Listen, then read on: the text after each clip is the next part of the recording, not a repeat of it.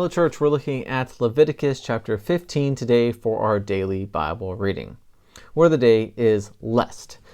In chapter 15, he deals with being clean from bodily discharges. And you may say that's kind of gross. There's a lot of details, a lot of things being described here. But remember, this is way back in the BC era with no real central sanitation systems like we have now. And so being clean and handling these known causes of uncleanness need to be dealt with. But he gives us the ultimate reason on why it's so important to be clean. I think this can be said for chapter 15, but overall as a look at all of Leviticus. So in chapter 15, verse 31, we read this: "Thus you shall keep the people of Israel separate from their uncleanness, lest they die in their uncleanness by defiling my tabernacle that is in their midst." Once again, the things you might see throughout the book of Leviticus is, once again, holiness or cleanness, being separate.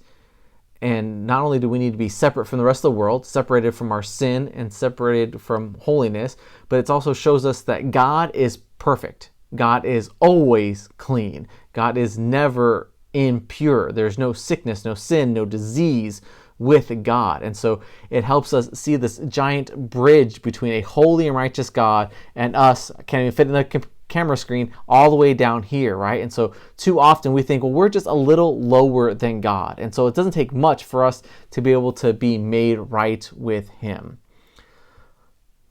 But it's not the case. We are separated by a vast chasm of sin.